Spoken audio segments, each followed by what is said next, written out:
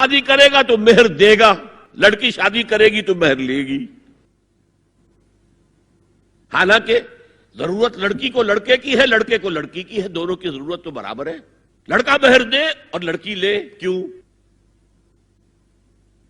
تاکہ یہ معلوم ہو کہ یہ سربراہ ہے، حافظ ناموس زن، مرد آزما، مرد کی ذمہ داری ہے. ہم نے اسی ضمن میں پاکستان میں ایک تحریک شروع کی، شادی بیاہ کے ضمن میں. یہ بھی ہمارا بڑا سوشل فنکشن ہے، بہت بڑا، اور اس میں فضول خرچیاں ہو رہی ہیں. حرام کی کمائی ہوئی کمائی جو ہے وہ پانی کی طرح بہائی جاتی ہے. ابھی مجھے ایک صاحب نے بتایا کہ ممبئی میں 2 شادیاں ہوئی ہیں مسلمانوں میں، ایک میں 1.5 کروڑ روپیہ خرچ ہوا، ایک میں 80 لاکھ خرچ ہوا. ہم نے وہاں اصلاحی تحریک شروع کی. ضیاء الحق صاحب نے بھی کوشش کی تھی، آرڈیننس پاس کیا تھا، لیکن یہ چیزیں قانون سے نہیں. آپ کہیں کہ کسی دعوت میں 50 سے زیادہ مہمان نہیں آئیں گے، وہ 100 آ گئے تو زیادہ زیادہ یہ ہوگا پولیس والوں کو رشوت کا کھاتا کھل گیا، جو یہ پیسے لے جائیے صاحب. کبھی کبھی وہ پکی پکائی جگہ لے جا کے اپنے تھانے میں بیٹھ کے کھاتے تھے. لیکن قانون سے نہیں بدلتا مزاج. ہم نے کیا طے کیا؟ دیکھو یہ ہے چٹان کی بنیاد. آپ کو بڑی اونچی بلڈنگ بنانی ہو تو دیکھنا پڑتا ہے چٹان نیچے بنیاد زمین کیسی ہے. تو بنیاد کیا ہے؟ آپ سادگی کرو، سادگی کرو، سادگی کرو، یہ واسطہ بے معنی ہے بالکل. اس لیے کہ غریب کی سادگی کچھ اور ہے، امیر کی سادگی کچھ اور ہے. سادگی کے ایک معنی تو نہیں ہے. لہذا کوئی جو ہے راک فاؤنڈیشن وہ تلاش کی جائے. وہ ہم نے کی تلاش. جو تقریب حضور سے صحابہ سے ثابت ہے ضرور کرو، ضرور کرو، ضرور کرو. عضوا علیہا بالنواجذ، اپنے دانتوں سے پکڑ لو اس کو. اور جو تقریب ثابت نہیں حضور سے اور صحابہ سے، یقیناً یہ کہیں باہر سے آئی ہے. یا تو ہمارا خاندانی پس منظر جو ہے، اکثر تو ہندوؤں سے مسلمان ہوئے، وہ سادات ہوں، صدیقی ہوں، فاروقی ہوں، عثمانی ہوں، وہی ہیں نا جو باہر سے آئے تھے. باقی تو اکثریت یہیں سے. وہ اپنا ہندوانہ پس منظر لے کر آئے. تو جس کا ثبوت صحابہ کے دور میں نہیں، وہ یقیناً باہر سے آئی ہوئی چیز ہے. اس میں پھر سادگی نہیں، اس میں کمی نہیں، جڑ سے کاٹو اس کو.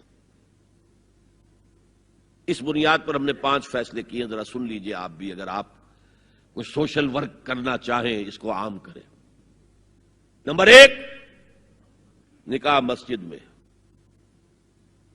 حدیث موجود ہے، ترمذی شریف کی روایت، اعلنوا ھذا النکاح واجعلوہ فی المساجد. نکاح کا اعلان عام کیا کرو، مسجدوں میں منعقد کیا کرو. میں حیران ہوتا ہوں کیوں نہیں علماء کرام نے اس کی طرف توجہ دلائی. حدیث ہے. ہاں میں مانتا ہوں ان کا کہنا یہ ہے کہ یہ یہاں جو امر ہے کہ مسجد میں منعقد کرو، یہ امر وجوب کے لیے نہیں ہے، استحباب کے لیے. مستحب ہے یہ کہ مسجد میں. تو بھائی مستحب کیوں چھوڑ رہے ہو تم؟ وہ اس لیے چھوڑنا پڑتا ہے، مولوی بیچارے کی حیثیت ہے ہی نہیں معاشرے میں کہ وہ کہے جناب یہاں آئیے میرے پاس، میں نہیں آؤں گا آپ کے گھر نکاح پڑھانے کے لیے. وہ اپنا رجسٹر بغل میں دبائے بیٹھا سوکھتا رہتا ہے. وہ تو آنی تھی بارات عصر کے وقت، مغرب بھی جا رہی ہے، آئی نہیں، وہ بیٹھا غریب. پہلے 20-30 روپے ملتے تھے، اب 200 300 400 ملتے ہیں. اور کیا ہے؟ میں نے انہیں یاد دلایا، دیکھو شرم کرو. عیسائیوں نے آج تک اپنے چرچ کی اور اپنے پادری کی عزت یہ رکھی ہے کہ شہزادے اور شہزادی کی شادی ہوگی وہ بھی پادری چرچ میں آئیں گے. شہزادے کی شادی ہو رہی ہے تو جو ان کی پارلیمنٹ کے ساتھ ہے چرچ، وہاں شادی ہوگی. وہاں پردہ نہیں ہے، لڑکا لڑکی دونوں آمنے سامنے کھڑے ہو کر قول و قرار کریں گے. ہمارے ہاں پردہ ہے تو اس لیے لڑکی کے گھر بھی جائیں گے تو لڑکی تو محفل میں نہیں آئے گی. لڑکی کا ایک وکیل ہوگا، وہ وکیل اجازت لے کر آئے گا، 2 اس کے گواہ ہوں گے، اس کے سامنے اجازت لی گئی، پھر وہ نکاح خواہ کو اجازت دیں گے، وہ نکاح پڑھا دیں گے. پہلی بات یہ ہو گئی کہ نکاح مسجد میں.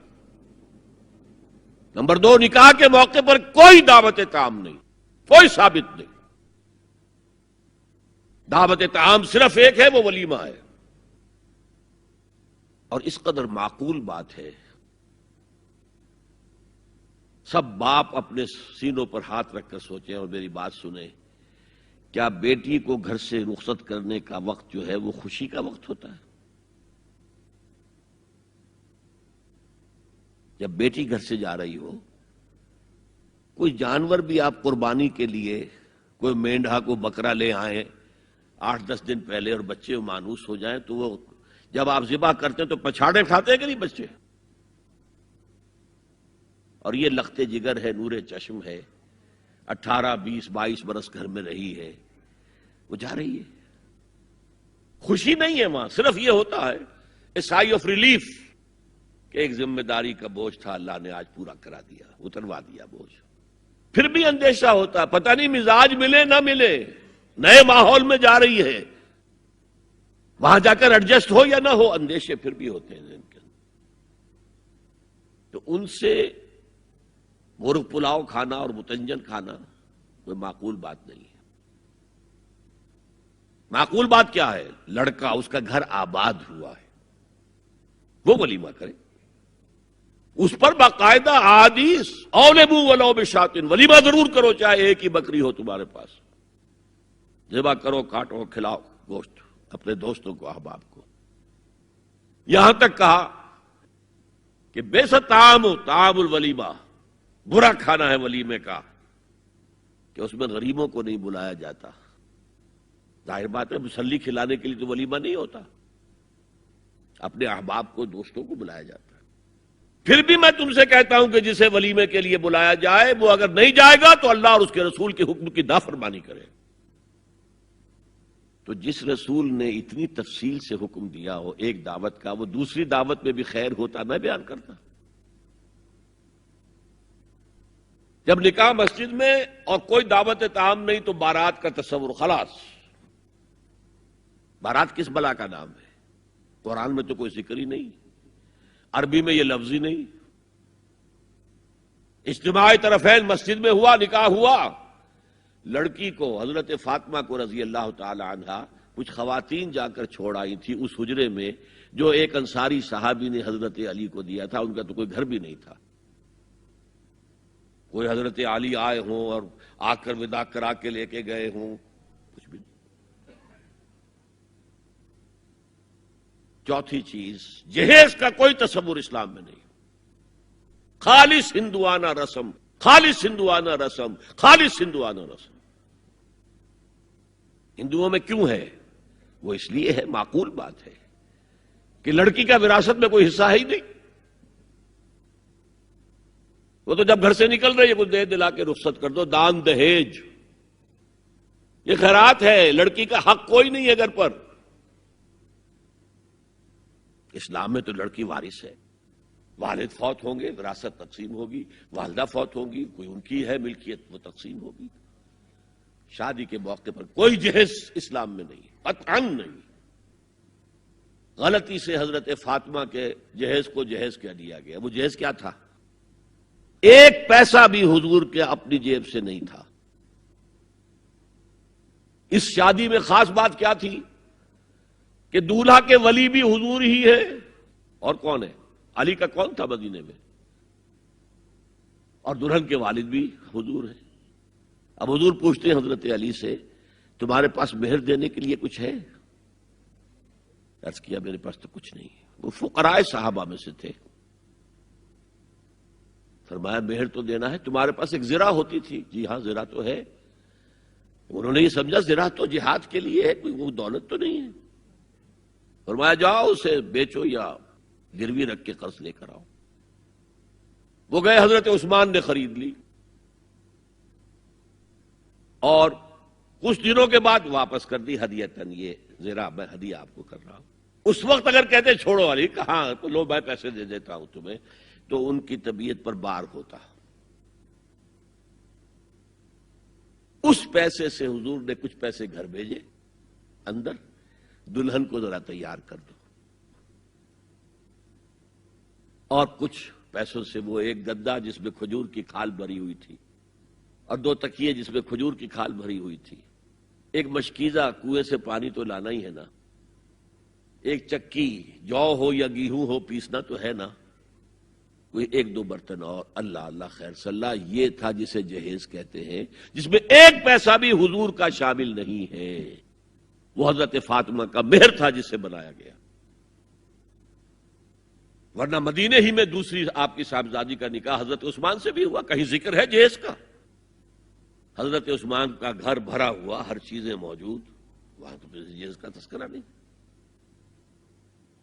بہرحال یہ شادی کو آسان کرو، زنا کو مشکل بناؤ۔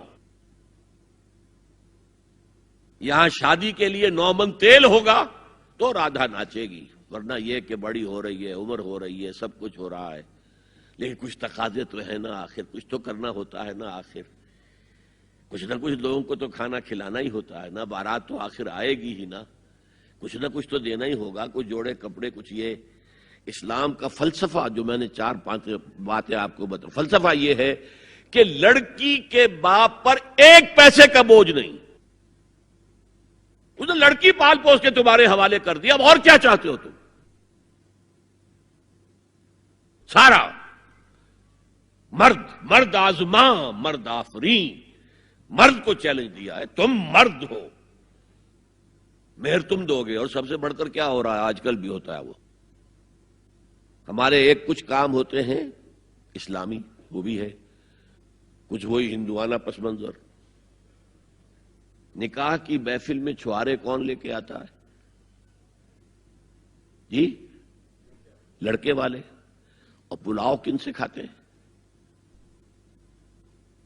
بھائی؟ جس وہ تمہیں مرغ پلاؤ کھلا رہا ہے وہ چھوارے نہیں بانٹ سکتا تھا؟ یہ ہے اسلام اور غیر اسلام کا امتزاج۔ چھوارے لڑکے والے لے کر آئیں گے اور پھر دعوت اڑائیں گے لڑکی والوں کی طرف سے۔ میں نے سنا ہے، میں اس کی تصدیق نہیں کر سکتا، کہ میوات میں جو مسلمان تھے، جو شدی کی تحریک جن پر چلائی گئی تھی، اور بہت سے لوگ شدی ہو بھی گئے تھے، اور اس فتنے کے مقابلے کے لیے مولانا محمد الیاس رحمۃ اللہ علیہ نے یہ تبلیغی سلسلہ شروع کیا تھا۔ وہاں سنا ہے کہ یہ ہوتا تھا، ایک تو نام بھی آدھے ہندوانہ آدھے مسلمان، اب شادی کرنی ہے، اچھا مولوی جی کو بلا لو، بول پڑھا دیں۔ لیکن وہ کہتے یہ بول پڑھانے سے یہ ہو گیا شادی؟ یہ تو سمجھ میں نہیں آئی۔ پھر وہ کہتے تھے پھیرے بھی ڈلوا لو۔ اب لڑکی کی چادر اور لڑکے کی چادر میں گرہ لگے اور پھر وہ سب کے سامنے 7 چکر لگائیں، تب تو پتا چلا کہ بات پکی ہو گئی، ورنہ یہ کہ قبول کر لیا بس۔ واللہ عالم یہ لطیفہ ہے یا واقعہ ہے، لیکن یہ مجھے سنایا ہے بعض لوگوں نے کہ یہ وہاں ہوتا تھا، اطمینان نہیں ہوتا تھا، یہ بول کہنے سے بات ہو گئی۔ بہرحال اب میں آ رہا ہوں تیسرے موضوع پر، اس کا تعلق